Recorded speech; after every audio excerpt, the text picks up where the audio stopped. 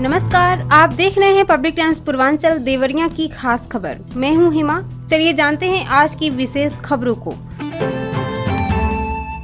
जिला कृषि अधिकारी मृत्युंजय कुमार सिंह ने जनपद के समस्त थोक एवं फुटकर उर्वरक विक्रेताओं को अवगत कराया है कि भारत सरकार के रसायन एवं उर्वरक मंत्रालय, उर्वरक विभाग, शास्त्री भवन, नई दिल्ली के निर्देशानुसार जिन उर्वरक विक्रेताओं के लाइसेंस अब तक अपडेट नहीं हुए हैं, वे अनिवार्य रूप से तत्काल अपने लाइसेंस अपडेट कराएं। उन्होंने बताया कि सहकारी समितियों, क्रिभको, इफको, पीसीएफ एवं एग्री जंक्शन बिक्री केंद्रों के लाइसेंस इफको द्वारा अपडेट किए जाएंगे।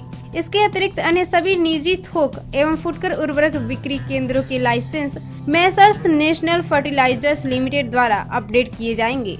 जनपद में सभी उर्वरक विक्रेताओं के लाइसेंस अपडेट करने हेतु स्थल और तिथि निर्धारित की गई है। इस संबंध में थोक उर्वरक विक्रेता Messrs Fertilizer Traders Bhikhampur Road Deoria को नामित किया गया है, जहां 10 मई तक लाइसेंस अपडेट करने की प्रक्रिया संपन्न कराई जाएगी। पुलिस अधीक्षक देवरिया श्री विक्रांत वीर के निर्देशन में जनपद में शांति, सुरक्षा और कानून व्यवस्था को सुदृढ़ तथा जनमानस में सुरक्षा की भावना बनाए रखने हेतु अपर पुलिस अधीक्षक उत्तरी श्री अरविंद कुमार वर्मा एवं अपर पुलिस अधीक्षक श्री सुनील कुमार सिंह के कुशल पर्यवेक्षण में जनपद के समस्त सर्किल के क्षेत्राधिकारी के नेतृत्व में सभी थानों के प्रभारी निरीक्षक और थानाध्यक्ष द्वारा टीम बनाकर 6 मई 2025 को सुबह 6 बजे से 8 बजे तक मॉर्निंग वॉकर चेकिंग अभियान के तहत चेकिंग की गई। इस चेकिंग अभियान का मुख्य उद्देश्य चोरी की गाड़ी पकड़ना, 3 सवारी के खिलाफ कार्रवाई करना, मॉडिफाइड साइलेंसर वाले दुपहिया वाहनों का चालान करना, नाबालिगों द्वारा 2 पहिया 3 पहिया सवारी चालक के खिलाफ कार्रवाई करना, महिलाओं और बच्चियों पर फख्तियां घसने वालों के खिलाफ कार्रवाई करना, तेज आवाज पर बजने वाले लाउडस्पीकर के खिलाफ कार्रवाई करना, अवैध असलहा तथा अवैध मादक पदार्थ पकड़ना आदि रहा। देवरिया सर के बीआरडी पीजी कॉलेज के पास स्थित 131 संख्या ढाले से 500 मीटर दूरी पर ओएचई तार पर पेड़ गिरने से ट्रेनों का संचालन प्रभावित हो गया। इसके चलते अप और डाउन ट्रेनों पर असर पड़ा। कई ट्रेनें देवरिया सदर रेलवे स्टेशन समेत आसपास के रेलवे स्टेशनों पर खड़ी रहीं। देर शाम आई आंधी और बारिश के चलते ट्रेनों के आवागमन पर भी प्रभाव पड़ा। बीआरडी पीजी कॉलेज से 500 मीटर दूर ओएचई लाइन पर एक पेड़ गिर गया। इस दौरान Amritsar Jansewa express, Vaishali express, Pataliputra Lucknow express, Udaipur city vehicle express, Ayodhya Dham Bhatni MEMU समेत अन्य ट्रेनें विभिन्न स्टेशनों पर खड़ी रहीं। देर रात तक इसे हटाने का कार्य चलता रहा। देवरिया सदर के स्टेशन अधीक्षक संदीप भटनागर ने बताया कि बीआरडी पीजी कॉलेज के ढाला संख्या 131 के कुछ दूरी पर ओएचई तार पर पेड़ गिरने से ट्रेनें विलम्ब हुई। टावर वैन के साथ रेल कर्मी वहां पहुंचे और इसे हटाने के बाद ट्रेनों का आवागमन चालू हो सका। सलेमपुर में देर रात आई आंधी में घर के सामने पेड़ के नीचे आम बीन रही एक किशोरी पर डाल टूटकर गिर गया। डाल से दबकर किशोरी की मौत हो गई। सूचना पर सीओ दीपक शुक्ला और कोतवाल संतोष कुमार मौके पर पहुंचे। मौत की खबर मिलते ही परिवार में कोहराम मच गया। जानकारी के अनुसार सलेमपुर कोतवाली क्षेत्र के पूरा दाखिला गांव निवासी महेंद्र चौहान की 17 वर्षीय बेटी रानी चौहान देर शाम को आंधी आने पर घर के पास आम बीनने चली गई। हवा तेज होने से पेड़ की एक मोटी डाल टूटकर उसके ऊपर गिर गया और वह डाल से दब गई। जब तक लोग वहां पहुंचे तब तक उसकी मौत हो चुकी थी। सीओ दीपक शुक्ला ने बताया कि पेड़ की डाल से दबकर किशोरी की मौत हो गई। शव को पोस्टमार्टम के लिए भेजा गया है। मेहरौना घाट में बिहार की तरफ से बारातियों को लेकर देर रात पर चुरिया मोड़ पहुंची कार को मनबड़ों ने रोक लिया। आरोप है कि चालक की पिटाई कर कार लेकर वे भाग गए। घटना की सूचना चालक ने चेक पोस्ट पर तैनात पुलिस कर्मियों को मौखिक रूप से दी। मौके पर पहुंची पुलिस जांच में जुट गई। प्रारंभिक जांच में बकाये रुपए को लेकर विवाद की बात सामने आई है। पुलिस आरोपियों की तलाश कर रही है। बरियारपुर के मठिया मोड़ के पास गोवंश से लदे पिकअप समेत 2 तस्करों को पुलिस ने पकड़ा। पिकअप पर 3 गोवंश लदे थे। उन्हें मुक्त कराकर सुकरौली गौशाला में भेजा गया। जानकारी के अनुसार एसपी विक्रांत वीर के निर्देश पर अपराधियों के खिलाफ चलाए जा रहे अभियान के तहत बरियारपुर सीओ त्रिवेंद्रम मौर्य अपनी टीम के साथ मठिया मोड़ पर चेकिंग कर रहे थे। इसी बीच मुखबिर ने सूचना दी कि गोवंश लदा एक पिकअप बिहार जाने वाला है। खबर मिलते ही पुलिस टीम सक्रिय हो गई। इसी बीच एक पिकअप आते दिखा। पुलिस को देख तस्कर गाड़ी को रोककर भागने लगे, मगर पुलिस ने घेराबंदी करके तस्करों को पकड़ लिया। जांच करने पर वाहन पर 3 गोवंश लदे थे। पूछताछ करने पर तस्करों ने अपना नाम सुनील यादव, निवासी साथी पार थाना गीडा, जनपद गोरखपुर, और दूसरे ने अपना नाम सैयद नसीम, बसंतपुर थाना राजघाट, जनपद गोरखपुर बताया है। सोनूघाट चौराहे पर SBI ATM के पास शाम को 30 वर्षीय युवक का शव मिलने से सनसनी फैल गई।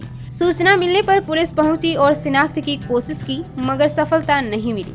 सोनूघाट चौराहा स्थित SBI ATM के पास शाम को एक युवक लेटा दिखा। कुछ लोगों ने दूर से उस पर पानी फेंका तो कोई हरकत नहीं हुई। कुछ लोग पास गए तो देखे कि उसकी मौत हो चुकी थी। युवक 2 दिन से चौराहे के आसपास दिख रहा था। चौकी इंचार्ज सौरभ सिंह ने बताया है कि शिनाख्त के लिए शव को 72 घंटे तक मोर्चरी में रखा गया है। तरकुलमा के रामपुर धतौल गांव के प्रधान की बहू का शव सुबह कमरे में छत के कुंडी के सहारे फंदे से लटका मिला। घर पर गई पड़ोस की एक महिला के शोर मचाने पर वहां आसपास के लोगों की भीड़ जुट गई। सूचना पर पहुंचे परिवार के लोगों ने पुलिस को जानकारी दी है। पुलिस ने शव को कब्जे में लेकर पोस्टमार्टम के लिए भेज दिया है। जानकारी के अनुसार रामपुर धतौल गांव निवासी उषा देवी गांव की प्रधान है। उनकी 32 वर्षीय बहू सुनीता यादव की तबीयत 6 माह से खराब चल रही थी। उसका इलाज गौरी बाजार के एक डॉक्टर के यहाँ चल रहा था। रोज की तरह सुबह उसने बच्चों को तैयार कर स्कूल भेज दिया।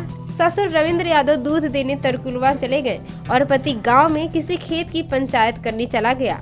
सास ग्राम प्रधान उषा देवी खेत की ओर चली गयी। इस दौरान घर सुनसान देख प्रधान की बहू ने फंदे से लटक गई। सुबह करीब 8:30 बजे गांव की एक महिला घर पहुंची तो कोई नहीं दिखा।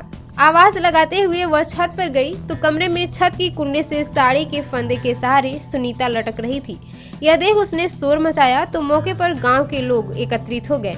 इसकी सूचना पाकर फॉरेंसिक व स्थानीय पुलिस मौके पर पहुंच गई। थाना प्रभारी सदानंद यादव ने बताया कि तहरीर मिलने पर कार्रवाई की जाएगी। कुकुंदो के बालेपुर कला चौराहे पर रुपए के लेन देन में सरेराह एक युवक पर कुछ लोगों ने हमला कर उसका सिर फोड़ दिया। चौराहे पर हुई मारपीट के बाद मौके पर अफरा तफरी मच गई। सूचना पर पहुंची पुलिस ने घायल को अस्पताल भिजवाया। एक आरोपी को हिरासत में लेकर पुलिस थाने चली गई। जानकारी के अनुसार बालेपुर कला निवासी राकिब रहमान उर्फ जय की सुबह टहलते हुए गाँव के चौराहे पर चाय पीने गया था। वहां किसी बात पर गांव के एक शख्स से राकिब की बहस होने लगी। धीरे धीरे मामला बढ़ता गया और फिर मारपीट शुरू हो गई। ग्रामीणों का कहना है कि विवाद के दौरान चौराहे पर अफरा तफरी मची रही। राकिब के सिर में गंभीर चोट लगने से वह लहूलुहान होकर जमीन पर गिर गया। लोगों ने घटना की सूचना पुलिस को दी। इंस्पेक्टर कल्याण सिंह सागर ने बताया कि रुपए के लेन देन को लेकर मारपीट हुई है। राकिब के आधार पर केस दर्ज कर कार्रवाई की जाएगी। बनकटा थाना क्षेत्र के ग्राम बैदौली बुजुर्ग में नवनिर्मित एक मंदिर में मूर्ति की प्राण प्रतिष्ठा के लिए कलश यात्रा निकाली गई थी। भाटपर रानी थाना क्षेत्र के चुनकी घाट पर जल भरने के दौरान अचानक गहरे पानी में चले जाने से एक युवक की डूबने से मौत हो गई, जबकि 2 युवक बाल बाल बच गए। बनकटा पुलिस ने शव को पोस्टमार्टम के लिए भेज दिया है। मौत की खबर सुनते ही परिवार में चीख पुकार मच गई और यज्ञ को रोक दिया गया। सोनूघाट कोतवाली क्षेत्र के ITI के पास एक निजी अस्पताल में सुबह मरीज की मौत के बाद परिजनों ने हंगामा किया। इलाज में डॉक्टर की लापरवाही पर आरोप लगाते हुए देवरिया सलेमपुर मुख्य मार्ग जाम कर दिया गया। इससे दोनों तरफ वाहनों की कतार लग गई। सूचना मिलने पर CO सिटी व शहर कोतवाल मौके पर पहुंचे। उन्होंने परिजनों को समझा बुझाकर मामला शांत कराया। इसके बाद जाम समाप्त हुआ। परिजनों ने बाद में शव को पोस्टमार्टम नहीं कराया, शव को घर लेकर चले गए। जानकारी के अनुसार कुकुंद थाना क्षेत्र के अघौला गांव निवासी अशोक कुमार यादव को रात में अचानक सीने में दर्द शुरू हुआ। इसके बाद परिजनों ने उन्हें लेकर शहर के ITI स्थित सावित्री हॉस्पिटल में भर्ती कराया।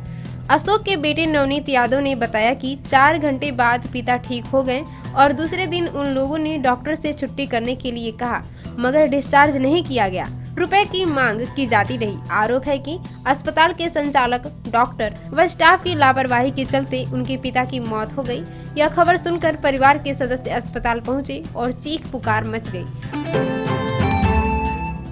सलेमपुर के मझौली राज नगर पंचायत के वार्ड नंबर 8 में शाम को दो भाइयों के बीच बंटवारे को लेकर विवाद हो गया। पुलिस ने दोनों तरफ से केस दर्ज कर जांच पड़ताल कर रही है। वार्ड नंबर 8 निवासी गंगा प्रसाद और उनके भाई शंभू प्रसाद के बीच मकान के बंटवारे को लेकर आए दिन विवाद हो रहा था।